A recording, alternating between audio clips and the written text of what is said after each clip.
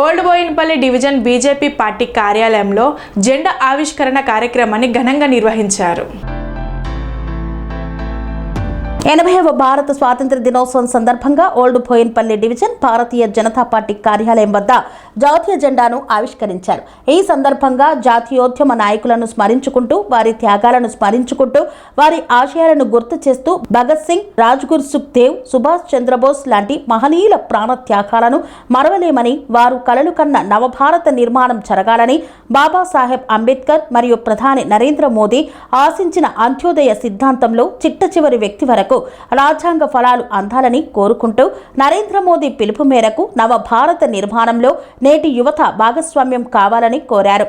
Old Boinpally ఉమ్మడి డివిజన్లోని Rajarajeshwari Nagar, old Boinpally చౌరస్తా, హరిజన బస్తీ మరియు అంజయ్య నగర్ శ్రీదర్శన్ పాఠశాలలో జాతీయ పతాక ఆవిష్కరణ కార్యక్రమంలో పాల్గొన్నారు. ఈ కార్యక్రమంలో భారతీయ జనతా పార్టీ రాష్ట్ర కార్యవర్గ సభ్యులు ఏనుగుల తిరుపతి, మనోజ్, రమేష్, హార్జిత్ సింగ్ తదితరులు పాల్గొన్నారు. భారత్ మాతాకి ఈరోజు 80వ స్వాతంత్ర దినోత్సవం జరుపుకుంటున్న దేశ ప్రజలందరికీ కూడా మా ఓల్డ్ బోయిన్పల్లి డివిజన్ తరపున శుభాకాంక్షలు తెలియజేసుకుంటున్నా.